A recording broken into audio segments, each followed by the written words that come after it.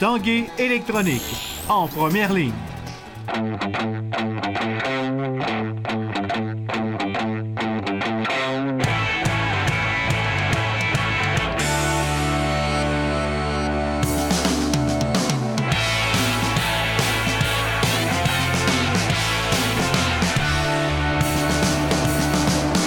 Salut, ici Jonathan Fournier, bienvenue à l'Esprit sportif. Aujourd'hui à l'émission, on vous parle d'un champion de snowboard à 9 ans seulement. On vous parle d'Alexander Radulov qui suscite encore de belles émotions auprès de ses fans de Québec. Mais tout d'abord, il y a quelques jours, on célébrait le 30e anniversaire d'un but légendaire de Peter Stastny. En 1987, les Nordiques de Québec, dans un 6e match, éliminent les Whalers d'Hartford, les champions de la Feu Division Adams. Prolongation, Peter Stastny fait le but gagnant. Certains disent qu'il s'agit d'un des moments les plus marquants de l'histoire du Colisée de Québec. Le reportage de Stéphane Turcot. 14 minutes exactement à jouer à cette première période de surtemps. Dans la section 16, moi, c'est arrivé à ma droite. Rochefort derrière son filet regroupe les siens. C'est quand qu'elle part, là, tu t'es pas conscient parce que ça part en air du goal. Hunter. C'est Delanta qui fait la passe entre deux joueurs. Vers Pétard, il s'en va seul! On a vu Peter Stastny prendre la rondelle. C'est comme si le temps s'était arrêté. Seul avec les Huttes! Nathalie, Jérôme et Denis étaient là le soir du 16 avril 1987. Ils se rappellent du but de Peter Stastny comme si c'était hier. Ils se rappellent aussi de l'ambiance qui régnait dans le Colisée. Quand ils ont formé les lumières, le monde, je pense qu'il y avait des gens embarqués sur la patinoire. On voit Michel Bergeron, puis là, tu te dis, voyons, qu'est-ce qui se passe là? Tout le monde en blanc, c'était vraiment beau à voir, là. Le capitaine des Nordiques est venu avec une fête incroyable de droite à gauche. Michel Bergeron saute sur la glace, rejoint le héros du match et à l'autre bout de la patinoire, des joyeux lurons célèbrent aussi avec l'équipe. Les gens ont levé d'un bond, puis ça a été, là, après ça, on n'entendait plus rien. Les lumières, c'était comme irréel, là. C'était vraiment... Moi, je vais me souvenir de ça toute ma vie. Denis, lui, était directement derrière le but de Mike Liut. Et à ma gauche, là, je le vois s'en aller pour chercher la passe. Puis quand les gens disent qu'il perd son gant, là, il perd vraiment son gant parce qu'il se colle du côté droit. Il avait même perdu un gars! Une foule absolument incroyable. Quand on est sorti du Colisée de Québec, c'était des moments, le monde klaxonnant, t'as le drapeau des Nordiques. C'est des klaxons en sortant du Colisée. De gagner une série, même si c'était en première ronde, on était tellement contents que le réflexe de tout le monde, c'était de klaxonner en sortant. C'est ce soir-là que je suis passé d'un petit gars qui était un simple fan de sport à un vrai maniaque de sport et surtout un vrai maniaque des Nordiques. Déjà 30 ans. Ça nous rajeunit pas. 30 ans déjà, c'est incroyable. On dirait que juste d'en reparler, je redeviens petit gars, on dirait. 30 ans plus tard, ceux qui étaient au Colisée n'ont pas oublié. Vers Pétard, il s'en va seul! Seul avec les Huttes! Stéphane Turcot, TVA Sport, à Québec.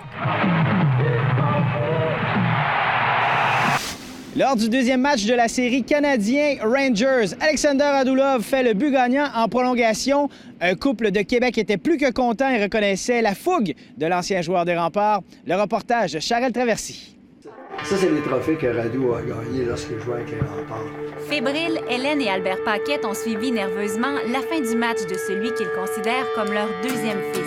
Radou nous a donné le même spectacle qu'il nous avait donné lors de la Coupe Memorial avec les Remparts. Radou, il y en aura toujours seulement un seul. Je pense qu'il n'y a rien que lui qui peut faire ça puis sauver une foule comme il l'a fait, c'était formidable. C'était un match enlevant. Et que ce soit Alex qui a participé au but puis qui a compté le but gagnant, on était... je criais, moi, jusqu'au deuxième. Le couple a hébergé l'attaquant entre 2004 et 2006. Ils s'écrivent d'ailleurs encore régulièrement aujourd'hui. Hélène et Albert ont vu Radulov en décembre dernier à Montréal. Vendredi, quelques minutes avant le match, Albert Paquette lui a d'ailleurs écrit un conseil. Pas besoin de faire seulement des passes, il y a des bons lancers qui essayent de prendre des retours, au moins qui lancent de temps en temps, il va en compter des buts. Puis c'est arrivé hier. Il est rapide sur la glace, mais il n'est pas rapide pour prendre possession de ses trophées. On a encore tous ces trophées et on les a gardés. J'ai dit un jour, tu viendras les chercher, ils sont toujours là. On les vendra pas, on te les garde pour toi. Une décennie a passé, mais pour eux, Alexander Radulov est demeuré le même. Son intensité, c'est encore ça. On avait parlé de son esprit d'équipe. C'est encore lui. Pour ses parents d'accueil, son but a permis de sauver ses mauvaises décisions. Prendre 2 mauvaises pénalités, ça aurait coûté le match. Puis il le sait.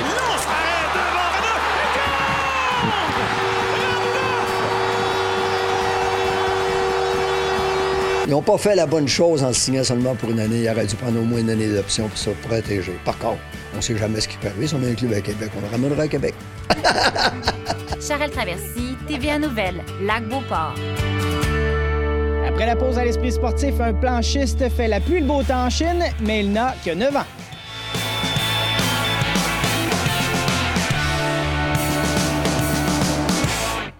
L'Esprit sportif souligne l'excellence du Rouge et Or football. Malgré sa courte histoire de peine 21 saisons, la renommée du Rouge et Or n'est plus à faire. Un exemple à suivre partout au Canada. Toronto 1999, le Rouge et Or met la main sur le tout premier titre national de son histoire. C'est en 2010 que le Rouge et Or remportera la Coupe Vanier pour une toute première fois devant ses partisans. 2016 à Hamilton, face aux Dinos, le Rouge et Or gagne sa 9e Coupe Vanier, un sommet au football universitaire canadien. Le jeune Élie Bouchard n'a que 9 ans. Il est de Lac-Beauport. Il est un planchiste exceptionnel. Il a déjà réussi un double saut périlleux arrière. Il a participé à une compétition d'envergure en Chine et depuis, les Chinois ne parlent que de lui. Le reportage de Danny Côté.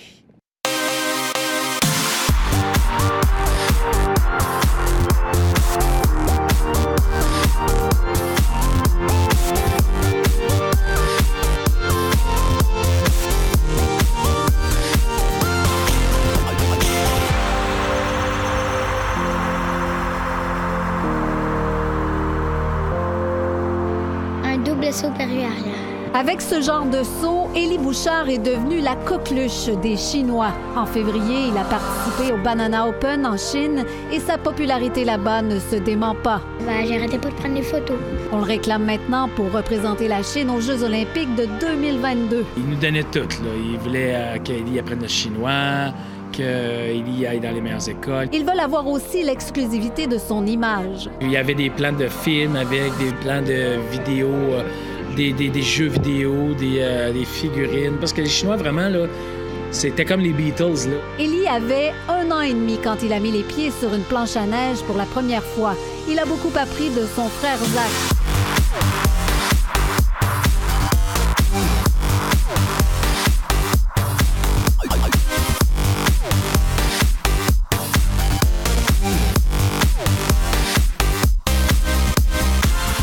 Aussitôt, des vidéos du petit blondinet en ligne, c'est devenu viral.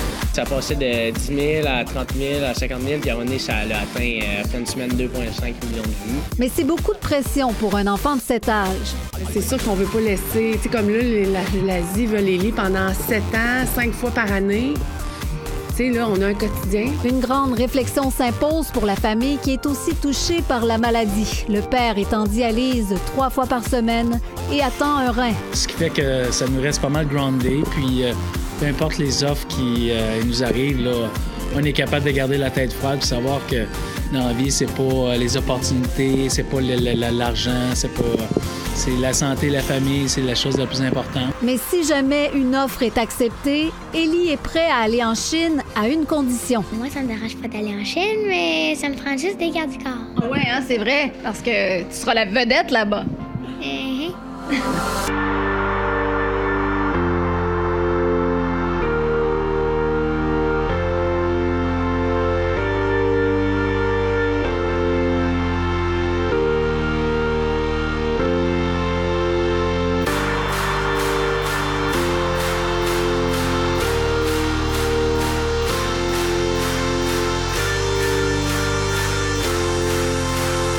Danny Côté, TVA Nouvelles, à Québec. Sébastien Jacques, qui est originaire de la région de Magog, il a passé une partie de son enfance ici à Québec pour s'entraîner au tennis. Il s'est dernièrement lancé le défi de traverser les États-Unis en entier, donc d'une côte à l'autre, plus de 5000 km en marchant.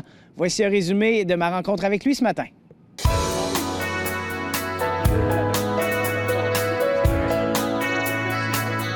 C'était surtout de partager mon message d'espoir. C'est ce que j'ai vécu. J'ai beaucoup d'histoires à travers de cette marche-là. C'est pas juste pour moi. Oui, c'est moi qui fais la marche, mais j'espère juste pouvoir toucher les gens, inspirer les gens à surmonter des épreuves difficiles et aussi accomplir de grandes choses.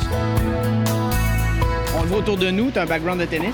Oui, exact. Je me suis entraîné ici au Club Avantage Multisport. C'est ma deuxième famille. C'est pour ça que je voulais finir ici la première passe du Québec.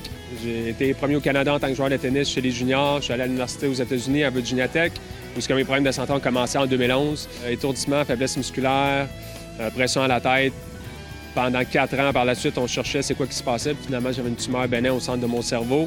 C'était en effet majeur. J'avais passé de m'entraîner 5 à 6 heures par jour à pu être capable de marcher 15 minutes par jour. On ne ferait pas l'entrevue debout en ce moment si c'était dans cette période-là. Donc, c'était une période très creuse, qu'on pourrait dire pour moi, mais que j'ai gardé le moral, j'ai gardé espoir qu'on allait trouver la cause de mes problèmes de santé.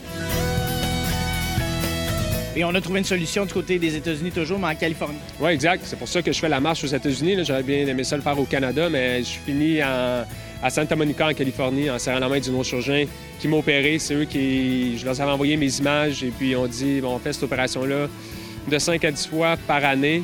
On peut le faire puis on peut te redonner ta vie. Moi, c'est quand on m'avait dit ça. Là, j'ai dit, bingo, on fait la levée de fonds. On avait amorti 110 000 $ en 3 semaines. J'ai subi l'opération 12 février 2015. Le périple est déjà débuté. Tu es parti de Magog, Montréal, Québec. Oui, exact. Je suis parti le 1er avril de Magog. J'étais à Montréal après 4 jours. Et j'ai fini dimanche ici à Québec. C'est que les 400 premiers kilomètres sont faits. Ça a été pas facile les premiers jours, je dirais. C'est normal, c'était à s'attendre. Mais là, ça allait très bien, la fin de parcours. J'ai 4 jours de repos avant les États-Unis. Je fais des petits traitements pour être sûr que mon corps est en pleine forme pour faire la grosse traversée. Les États-Unis, c'est 4600 km que je fais. Tous ces 7 mois, c'est que j'arriverai en Californie mi-octobre. Et puis, je reviendrai ici au Québec. Je commencerai ici encore au Club Avantage la mi-octobre environ. Puis je finirai le 1er novembre à Magog. C'est que le périple au complet devrait finir le 1er novembre. Ça, c'est dans le pire des scénarios, je dirais, dans le fond. Ça se peut que je finisse un petit peu plus tôt, mais je me donne 7 mois pour accomplir ça. Merci beaucoup. Bon périple. Merci beaucoup. Vous êtes prêts? Suivez-moi.